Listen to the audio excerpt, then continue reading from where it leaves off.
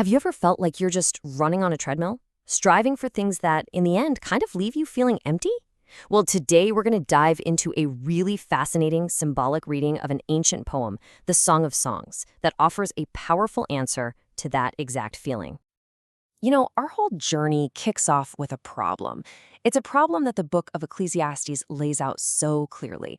The idea that life, with all its work and wisdom and wealth, can feel like you're just chasing the wind, and that it all feels, well, meaningless. And that, of course, begs the big question. If everything the world has to offer can't give us that lasting fulfillment, where on earth do we find it? Well, this particular interpretation of the Song of Songs suggests there's a very specific path. So our first stop on this journey frames this ancient love poem as the solution to that whole problem of meaninglessness. It's really about shifting from your head to your heart. You've got this really stark contrast, right? On one side, you have Ecclesiastes painting this picture of a world filled with endless, pointless effort. But on the other side, the Song of Songs presents a totally different reality, a world where real satisfaction isn't found in what you do, but in a deep, spiritual love centered on Christ. And that's a love that brings a kind of peace that striving never can.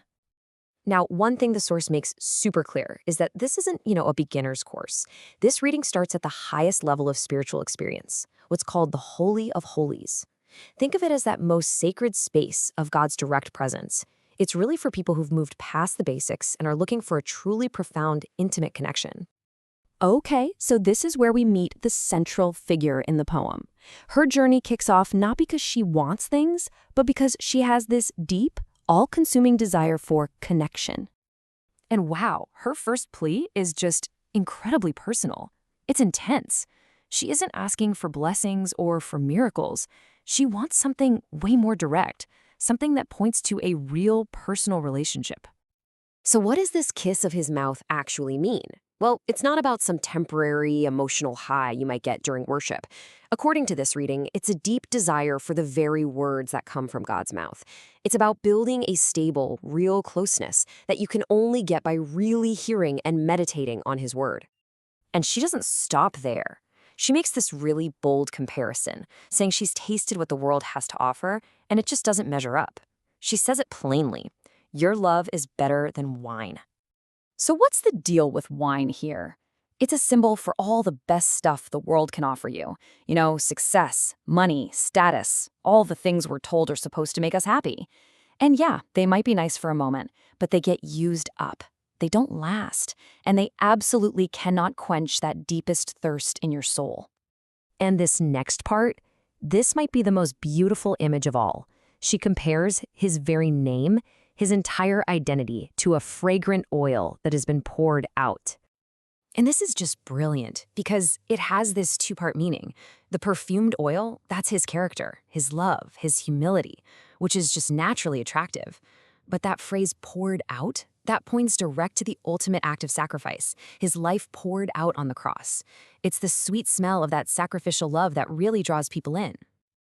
So all of this longing, this deep desire, it leads her to this huge turning point. She finally gets it. She can't achieve this kind of intimacy on her own. She needs help. And this is the moment she just surrenders. Draw me, she says, totally admitting she can't do it alone. It's a recognition that only a power greater than her can pull her closer. And notice what she says next. Let us run, inviting everyone else to join this amazing chase.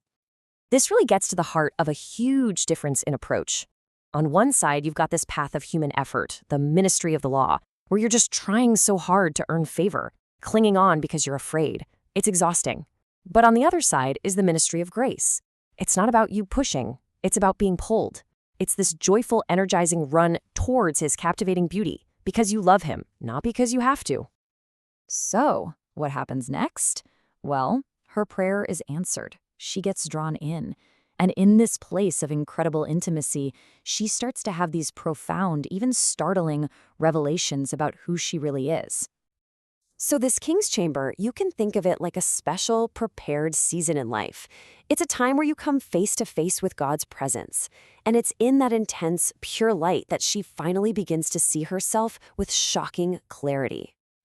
And this is the first thing she realizes. It's a total paradox. In the king's presence, she sees her own darkness, her own flaws, but at the exact same time, she sees that she is lovely.